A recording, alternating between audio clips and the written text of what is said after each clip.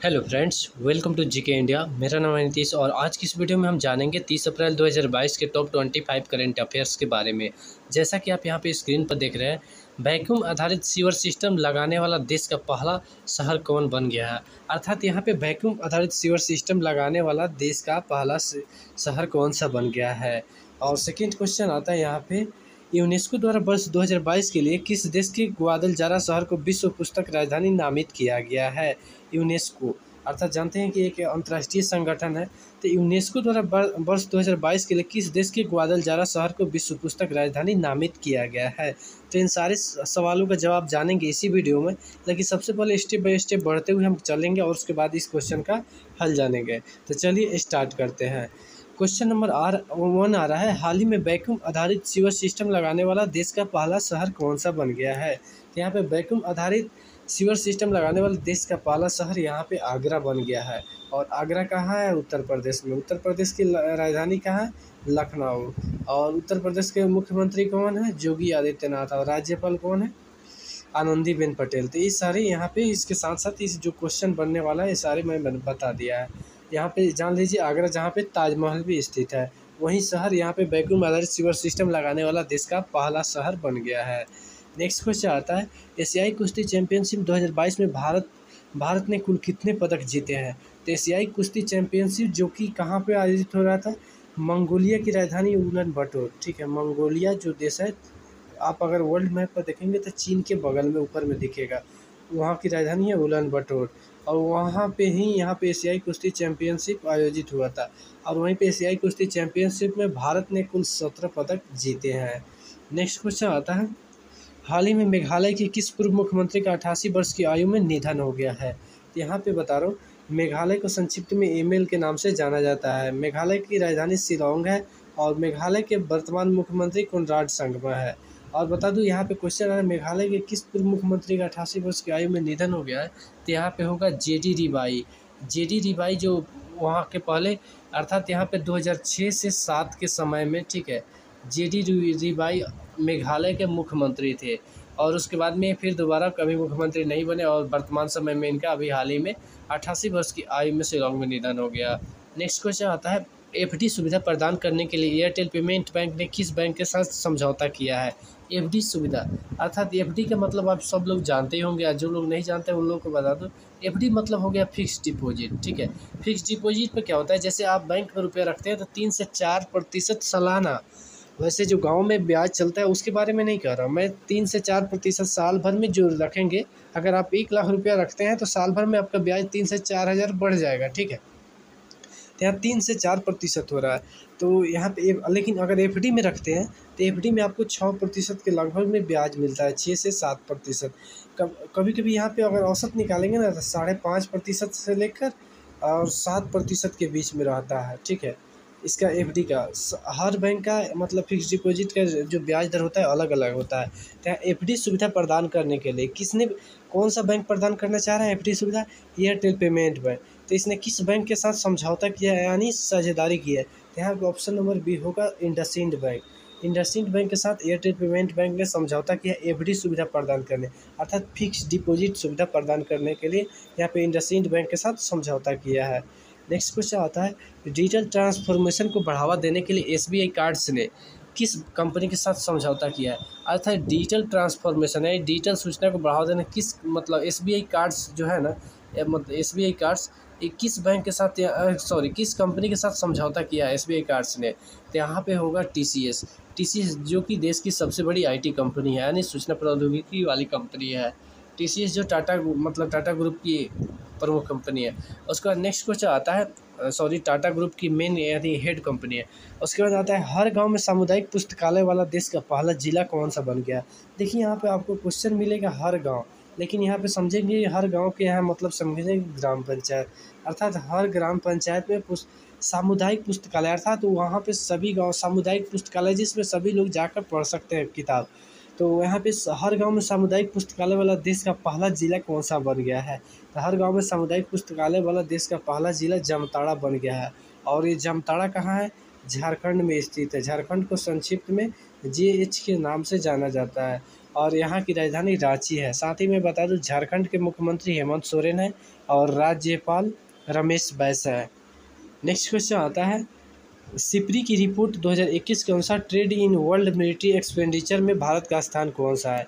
SIPRI एक global है, यहाँ पे समझिए ये एक मतलब यूरोप यानी यह नॉर्वे फिनलैंड साइड का, यह मतलब एक यहाँ पे इंटरनेशनल मतलब सर्च कंपनी है, रिसर्च करता है मतलब हर ये ज़्यादातर परमाणु हथियार को लेकर रिसर्च करता है। सिप्री के बारे में बार बार आप अगर सुनेंगे तो ये परमाणु हथियार के बारे में ज़्यादातर चर्चा मतलब रिपोर्ट हमेशा जारी करते रहता है। तो सिप्री इंटरनेशनल इसका पूरा नाम है। तो इन्होंने जारी किया है, इसमें कहा गया trade in world military expenditure यानी सैन्य खर्च में दुनिया में तीसरा स्थान सैन्य खर्च में भारत का स्थान कौन सा है दुनिया में, यानी सबसे अधिक सैन्य पर सेना पर खर्च कौन सा देश करता है। तो सबसे अधिक में, लेकिन अगर यहाँ पे पूछा जा रहा है भारत का, तो नंबर 1 पे है यूएसए, सेकंड नंबर पे है चाइना और थर्ड नंबर पे है यहाँ पे सेकंड नंबर पर चाइना और थर्ड नंबर पर अपना इंडिया है। तो यहाँ पे ऑप्शन नंबर डी आंसर होगा, तीसरा है भारत का स्थान। 1 नंबर पर अमेरिका, 2 नंबर पर चाइना, 3 नंबर पर भारत। नेक्स्ट क्वेश्चन आता है, एसबीआई के किस पूर्व चेयरमैन को इंडीफी टेक्नोलॉजी में सलाहकार के रूप में शामिल किया गया है। तो यहाँ पे एसबीआई की किस पूर्व चेयर को इंडीफी टेक्नोलॉजी है ना, उसकी जो बोर्ड होता है तो उसमें सलाहकार के रूप में शामिल किया गया है। तो यहाँ पे किस चेयरमैन को, तो यहाँ पे होंगे रजनीश कुमार। रजनीश कुमार के बारे में आप लोग जान लीजिए, पहले एसबीआई के चेयरमैन थे, उसके बाद रिटायरमेंट के बाद बहुत सारे कंपनियों में सलाहकार बोर्ड के रूप में शामिल हुए हैं। ठीक है, यहाँ तक कि ओयो में है और कई सारे कंपनियों के सलाहकार बोर्ड में शामिल होते रहे हैं, हमेशा होते रहते हैं। इसलिए यहाँ पर ध्यान दीजिएगा, रजनीश कुमार थोड़ा इंपॉर्टेंट हो जाते हैं, बहुत सारे कंपनियों में बहुत सारे कंपनियों के सलाहकार बोर्ड में शामिल होते हैं। नेक्स्ट क्वेश्चन आता है, हाल ही में किसने एंटरप्राइज इंडिया का उद्घाटन किया है। हाल ही में किसने एंटरप्राइज इंडिया का उद्घाटन किया है। तो एंटरप्राइज इंडिया का उद्घाटन अभी हाल ही में नारायण राणे ने किया है, जो कि केंद्रीय सूक्ष्म लघु एवं मध्यम उद्योग मंत्री हैं। ठीक है, देश के केंद्रीय लघु सूक्ष्म लघु एवं मध्यम उद्योग मंत्री हैं नारायण राणे। इनका संबंध महाराष्ट्र से है। नेक्स्ट क्वेश्चन आता है, कार्यस्थल पर सुरक्षा और स्वास्थ्य के लिए विश्व दिवस कब मनाया गया है। यानी हाल ही में कार्यस्थल पर सुरक्षा और स्वास्थ्य के लिए विश्व दिवस कब मनाया गया है। तो यहाँ पे ऑप्शन नंबर डी आंसर होगा, 28 अप्रैल को हाल ही में कार्यस्थल पर सुरक्षा और स्वास्थ्य के लिए विश्व दिवस मनाया गया है। नेक्स्ट क्वेश्चन आता है, किस राज्य ने निमोनिया को सफलतापूर्वक बेअसर करने के लिए सामाजिक जागरूकता अभियान शुरू किया है। अर्थात यहाँ कहने का मतलब हुआ, निमोनिया जो बीमारी है इसको मतलब हमेशा के लिए ख़त्म करने के लिए किस राज्य ने जागरूकता अभियान यानी समाज में जागरूकता फैलाकर ख़त्म करने का प्रयास कर रहा है। यानी इसको ख़त्म करने के लिए सामाजिक जागरूकता अभियान शुरू किया है, यानी समाज में जागरूकता फैलाकर इसको ख़त्म करने के लिए। तो यहाँ पे ऑप्शन नंबर ए होगा, ए अर्थात कर्नाटक। और कर्नाटक की राजधानी कहाँ है, बेंगलुरु। और कर्नाटक के मुख्यमंत्री कौन है, बासवराज बोम्मई। और राज्यपाल कौन है, थावरचंद गहलोत। तो ये सारे क्वेश्चन को मैंने एक साथ ही बता दिया हूँ। फिर नेक्स्ट क्वेश्चन आता है, यूनेस्को द्वारा वर्ष 2022 के लिए किस देश के ग्वादलजारा शहर को विश्व पुस्तक राजधानी नामित किया गया है। यहाँ पे मैं आप लोगों को बता दूँ, यूनेस्को द्वारा प्रत्येक वर्ष हर वर्ष यहाँ पे किसी न किसी शहर को विश्व पुस्तक राजधानी घोषित किया जाता है। हर शहर मतलब किसी एक देश को, एक शहर को प्रत्येक साल यहाँ पे नामित किया जाता है। ठीक है, तो यहाँ पे 2022 के लिए किस देश के ग्वादलजारा शहर को विश्व पुस्तक राजधानी नामित किया गया था। ठीक है, तो यहाँ पे राइट आंसर होगा मैक्सिको। मैक्सिको की राजधानी मैक्सिको सिटी हो गया। ये कहाँ पे है, उत्तरी अमेरिका के एक देश है जो अमेरिका के पास में अमेरिका के पड़ोसी देश है और उसके पास में स्थित है। नेक्स्ट क्वेश्चन आता है, हाल ही में सलीम घोष का निधन हो गया, उनका संबंध किस क्षेत्र से था। ठीक है, तो यहाँ पे सलीम घोष एक अभिनेता है, अगर आप लोग जानते होंगे तो अच्छी बात है, नहीं जानते हो तो मैं बता दूं, सलीम घोष एक अभिनेता थे और उनका हाल ही में अभी निधन हो गया। तो उनका संबंध किस क्षेत्र से था, अभिनेता अर्थात फिल्म क्षेत्र से। यहाँ पे भी अगर फिल्म दे तो फिल्म, अगर अभिनेता दे तो अभिनेता के क्षेत्र से।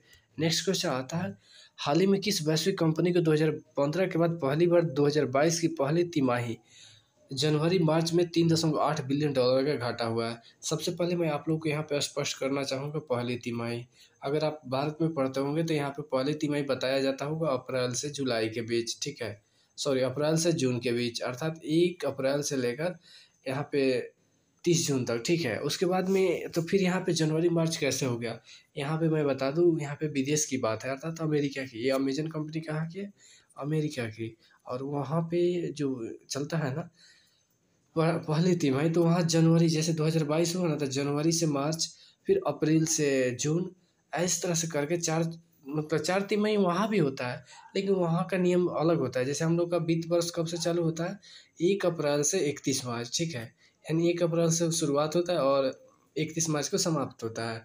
लेकिन वहाँ पे शुरुआत होता है 1 जनवरी को और समाप्त होता है 31 दिसंबर को। तो इस तरह से वित्त वर्ष सबका अलग-अलग है, 31 दिसंबर का अलग-अलग चलाने का जिस तरह से जिसका हो। तो यहाँ पे कन्फ्यूज़न खत्म कीजिए। फिर हो रहा है कि 2015 के बाद पहली बार 2022 में $3.8 बिलियन का, यहाँ पे $3.8 बिलियन का मतलब हो गया, यहाँ पे हिंदी में समझा जाए $3.8 अरब अर्थात 25,000 करोड़ रुपया का लगभग, 25,000 करोड़ प्लस का यहाँ पे लगभग लॉस हुआ है इस कंपनी को। अब ये प्रॉफ़िट भी कमाती है तो इतना ही है। जैसे इसके पिछले तिमाही में 8.3 के आसपास में यहाँ पे इसका प्रॉफ़िट था बिलियन डॉलर का, ठीक है? इस पर घाटा लगा हुआ है। तो यहाँ पे देख सकते हैं, यहाँ पे इसका थोड़ा मार्केट, क्योंकि बहुत सारा कॉम्पिटिशन बढ़ रहा है। अब विभिन्न तरह की समस्या की वजह से यहाँ पे अभी अमेज़न को थोड़ा नुकसान हुआ है पहली बार। तो यहाँ पे कौन-सा होगा? अमेज़न। अमेज़न के मालिक कौन है? जेफ बेज़ोस, जो 2-3 साल तक लगभग विश्व के सबसे अमीर व्यक्ति रह चुके हैं। लेकिन वर्तमान में उनका स्थान घट गया है और लगता है आने वाले समय में फिर से इनका और स्थान नीचे घटेगा। अभी दुनिया का सेकंड रिचेस्ट पर्सन है जेफ बेज़ोस, लेकिन अब लगता है कि और नीचे आएँगे। नेक्स्ट क्वेश्चन आता है, हाल ही में केंद्र सरकार ने किस टॉपर आईएएस अधिकारी को सेवा से इस्तीफा देने के 3 साल बाद पुनः पद पर बहाल कर दिया है? तो यहाँ पे मैं बता दूँ किस आईएएस अधिकारी को। तो यहाँ पे मैं बता दूँ 2009 के टॉप आईएएस टॉपर थे शाह फैसल, जिनका संबंध जम्मू कश्मीर से है, ठीक है? लेकिन बाद में इन्होंने, शाह फैसल इनका पूरा नाम है, लेकिन बाद में इन्होंने राजनीति में आने के लिए क्या किया कि इस्तीफा दे दिया और उसके बाद में वहाँ पे जो धारा 370 था इस सब का विरोध करने लगे और राजनीति में कूदना चाहा। लेकिन क्या हुआ कि यहाँ पे केंद्र सरकार ने बहुत तरह की पाबंदियाँ लगा दी और उनकी गिरफ्तारी भी हुई। उसके बाद में लगभग 8 माह तक 370 खत्म होने के बाद 8 माह तक लगभग कैद में भी रहे। उसके बाद ये कुछ नहीं कर पा रहे थे, राजनीति वहाँ पे अभी चल नहीं रहा था, तो इस कुछ नहीं कर पा रहे थे। फिर इन्होंने इच्छा व्यक्त की, मुझे मतलब सेवा करने का अवसर दे, फिर से हम सरकार के साथ जुड़ना चाहते हैं। तो उसके बाद में यहाँ पे सरकार ने अनुमति दे दी है, ठीक है? और इनको अभी अनुमति, अब कौन-सा कैडर दिया गया है ये अभी तो डिक्लेयर नहीं हुआ है, मतलब क्लियर नहीं है। लेकिन अब इनको सरकार ने कह दिया कि हाँ, हम आपको सेवा करने का फिर से मौका देंगे। तो यहाँ पे इनका नाम होगा शाह फैसल, जो 2009 के आईएएस के देश में सबसे, मतलब सबसे टॉपर थे, ठीक है? इनका संबंध जम्मू कश्मीर से है। नेक्स्ट क्वेश्चन आता है, किस देश में समलैंगिक पुरुषों के रक्तदान करने पर लगा प्रतिबंध को हटा लिया है? यानी समलैंगिक जो पुरुष थे उनको रक्तदान करने पर प्रतिबंध लगा दिया गया था, लेकिन अब यहाँ पे हटा लिया गया है। तो ये किस देश में हटाया गया है? तो कनाडा होगा। कनाडा की राजधानी कहाँ है? ओटावा। और कनाडा कहाँ स्थित है? अमेरिका का पड़ोसी है और उत्तरी अमेरिका महाद्वीप का एक देश है। यानी उत्तरी अमेरिका महाद्वीप में सबसे बड़ा देश है ये कनाडा। नेक्स्ट क्वेश्चन आता है, हाल ही में किसने मध्य प्रदेश में नेता प्रतिपक्ष से त्यागपत्र दे दिया है? तो नेता प्रतिपक्ष कौन होगा? कांग्रेस का कोई भी लीडर होगा, क्योंकि वहाँ पे सत्ता में भाजपा है। पहले सत्ता में थे कांग्रेस, लेकिन बाद में वहाँ पे समझिए कि सत्ता का तख्ता पलट हुआ। उसके बाद में क्या हुआ कि यहाँ पे सत्ता में बीजेपी आ गई, उसके बाद कांग्रेस के नेता मतलब विपक्ष में आ गए। तो वहाँ पे क्या हुआ कि पूर्व मुख्यमंत्री कमलनाथ को ही कांग्रेस के मतलब नेताओं ने वहाँ पे विपक्ष का नेता चुना था, ठीक है? लेकिन अभी हाल में उन्होंने इस्तीफा दे दिया। यहाँ पे राइट आंसर होगा ऑप्शन नंबर सी, कमलनाथ। की कमलनाथ जो पहले मध्य प्रदेश के मुख्यमंत्री रह चुके थे, लेकिन ज्योतिरादित्य सिंधिया से टकराव की वजह से अलग हो गए थे। तो उसके बाद में क्या हुआ, इनके जैसे ही वो अलग हो गए उसके बाद इनकी सरकार गिर गई, फिर बीजेपी ने सरकार बना, तब इन्हें फिर से नेता प्रतिपक्ष अर्थात विपक्ष का नेता बनाया गया। लेकिन अभी इन्होंने इस्तीफा दे दिया है। नेक्स्ट क्वेश्चन आता है, मध्य प्रदेश में कमलनाथ के नेता प्रतिपक्ष अर्थात विपक्ष के नेता से त्यागपत्र देने के पश्चात किसे नया नेता बनाया गया है? अर्थात विपक्ष का नया नेता किसे बनाया गया है मध्य प्रदेश विधानसभा में? तो यहाँ पे ऑप्शन नंबर सी होगा, गोविंद सिंह। अर्थात गोविंद सिंह को वहाँ पे मध्य प्रदेश विधानसभा का नया विपक्ष का नेता बनाया गया है, ठीक है? और पहले कौन थे? कमलनाथ। की कमलनाथ, उनके जगह पर अब यहाँ पे गोविंद सिंह को बनाया गया है। नेक्स्ट क्वेश्चन आता है, हाल ही में भारत और किस देश ने अपने संबंधों की 17वीं वर्षगांठ मनाई है? अर्थात यहाँ पे कहने का मतलब हो गया, अभी हाल ही में 28-29 अप्रैल को, ठीक है, यहाँ पे अपनी संबंधों की 17वीं वर्षगांठ किस देश ने मनाई है? तो यहाँ पे हो जाएगा भारत और जापान, ठीक है। यहाँ पे भारत और किस देश ने, तो यहाँ पे ऑप्शन नंबर बी होगा जापान। जापान की राजधानी कहाँ है, टोक्यो, ठीक है। और जापान के वर्तमान प्रधानमंत्री किशिदा है, ठीक है। अभी मैंने कुछ समय पहले आप लोगों को बताया भी था, ठीक है। उसके बाद में नेक्स्ट क्वेश्चन आता है, किस राज्य का ई प्रस्ताव प्रणाली ने संयुक्त राष्ट्र का प्रतिष्ठित संयुक्त राष्ट्र पुरस्कार जीत लिया है। किस राज्य का ई प्रस्ताव प्रणाली, सॉरी यहाँ पे ध्यान देंगे, ई प्रस्ताव प्रणाली ने संयुक्त राष्ट्र का प्रतिष्ठित संयुक्त राष्ट्र पुरस्कार जीत लिया है, ठीक है। यहाँ पे विश्व समारोह स्थल का एक विश्व शिखर सम्मेलन का समारोह बताया गया था, उसी में इसने पुरस्कार जीता। किस राज्य ने जीता है, ऑप्शन नंबर बी होगा, अर्थात मेघालय। मेघालय को संक्षिप्त में हिमेल कहा जाता है। और मेघालय जो कि पूर्वोत्तर भारत का एक राज्य है। मेघालय के मुख्यमंत्री कौन है, कोनराड संगमा। और मेघालय की राजधानी कहाँ है, शिलांग। नेक्स्ट क्वेश्चन आता है, हाल ही में पाकिस्तान के नए प्रधानमंत्री शहबाज शरीफ ने अपनी पहली विदेश यात्रा किस देश की है। तो यहाँ पे समझने की बात है कि पाकिस्तान का जो भी ज़्यादातर प्रधानमंत्री नया बनता है वो सबसे पहले सऊदी अरब जाता है। और ये भी पहली यात्रा ही इन्होंने सऊदी अरब की है। सऊदी अरब की राजधानी कहाँ है, रियाद, ठीक है। जो दुनिया का एक बहुत बड़ा मुस्लिम देश है, ठीक है। यहाँ पे सऊदी अरब, और वहीं पे इन्होंने पहली यात्रा की है। शहबाज शरीफ कौन है, नवाज शरीफ, पूर्व पाकिस्तानी प्रधानमंत्री नवाज शरीफ के छोटे भाई हैं, जो वर्तमान में अब पाकिस्तान के प्रधानमंत्री बन चुके हैं। नेक्स्ट क्वेश्चन आता है, हाल ही में किस देश ने क्रिप्टो रेगुलेशन लागू करने के लेकर विधेयक पारित की है। यानी क्रिप्टो रेगुलेशन अर्थात क्रिप्टो के कुछ नियमों के साथ इसको लागू करने के लिए, ठीक है, विधेयक पारित किया है। आप लोग को मैं बता दूं कि यहाँ पे दुनिया के 2 देशों में क्रिप्टो को पूर्ण रूप से लीगल मान्यता मिल चुका है, जबकि भारत में इसको लेकर अभी बहुत विवाद चल रहा है और इस पर प्रतिबंध लगाने की मांग की जा रही है। लेकिन अभी सरकार ने प्रतिबंध न लगाकर भारत में 30% टैक्स लगा दिया है कि उससे जो भी कमाई होगी उस पर 30% टैक्स। लेकिन मुझे लगता है कि अंत में सरकार को झुकना पड़ेगा। यहाँ पे मैं आप लोगों को एक और बात बता दूँ, क्रिप्टो एक मतलब क्रिप्टो करेंसी है ना, एक ऐसा माध्यम है जिससे ट्रांजैक्शन पर लेन देन का सरकार के कंट्रोल में नहीं होता है। जैसे मान लीजिए अगर किसी को रुपया भेजना है दूसरे देश में, ठीक है, तो अगर क्रिप्टो खरीद लिया और वहाँ पे सेंड कर दिया दूसरे देश में, या आपने खुद किया वहाँ पे जाकर कहीं भी दूसरे को सेंड कर दे रहा है ना, तो वहाँ पे क्या होगा कि उस सरकार के पास कोई डेटा उपलब्ध नहीं है कि कहाँ पे गया। इस तरह से ब्लैक मनी यानी काला धन का बहुत मतलब दुरुपयोग हो जाएगा। इस वजह से सरकार को डर है। लेकिन जो छोटे देश हैं उन लोगों को कोई डर नहीं अभी लग रहा है। अभी मैं बता दूं, दुनिया का जो दो हिस्सा है जहाँ पे एक क्रिप्टो करेंसी को पूर्ण रूप से लीगल मान्यता मिल चुका है, उसमें पहला देश है अल सल्वाडोर, ठीक है, अल सल्वाडोर, जो कि अमेरिका के पास एक छोटा सा देश है। मैक्सिको के पास अगर देखेंगे वर्ल्ड मैप पर तो आपको मिल जाएगा उत्तरी अमेरिका महाद्वीप में। सेकेंड नंबर आता है यूक्रेन। यूक्रेन में अभी यहाँ पे देखिए तीसरे नंबर पर हम सुन रहे हैं कि यहाँ पे आ रहा है कि पनामा ने यहाँ पे क्रिप्टो करेंसी को क्रिप्टो रेगुलेशन लागू करने के लिए विधेयक पारित किया था। पनामा जो कि एक उत्तरी अमेरिकी महाद्वीप का ही, उत्तरी अमेरिकी महाद्वीप और दक्षिण अमेरिकी महाद्वीप के पॉइंट पर, लेकिन ये उत्तरी अमेरिकी महाद्वीप में ही आता है। एक छोटा सा देश है, इसने लागू किया है। फिर और सारे भी बहुत सारे इस तरह का डाउट आ रहा है मतलब, लेकिन हमें लगता है कि अंत में भारत सरकार को भी कुछ समय पश्चात कुछ हद तक इसमें झुकना पड़ेगा और कुछ हद तक मान्यता देना पड़ेगा। और सबसे बड़ा यहाँ पे प्रॉब्लम हो रही थी कि दुनिया में सबसे अधिक क्रिप्टो निवेशक भारत के ही थे। इस वजह से यहाँ पे सबसे ज़्यादा डर भारत सरकार को है कि यहाँ पे लीगल क्या होगा कि कोई रुपया यहाँ से भेज सकता है क्राइम करने के लिए, बाहर से विदेश से भेज सकता है क्राइम करने के लिए, क्रिप्टो में भेजेगा, यहाँ पता नहीं चलेगा, वो निकाल कर फिर कुछ भी कर सकता है। इस वजह से सरकार को ज़्यादा डर है और इसको मान्यता नहीं दे रहा है। नेक्स्ट क्वेश्चन आता है, हाल ही में किस देश में बिटकॉइन का 14वां ATM लगाया गया है। अब यहाँ पे देखिए बिटकॉइन में ATM भी आ गया। अब सबसे पहले जान लीजिए बिटकॉइन है क्या। बिटकॉइन दुनिया का सबसे पहला क्रिप्टो करेंसी है जिसका वर्तमान में अगर दाम का है लगभग $40,000 के आसपास में, एक घटता रहता है $40,000।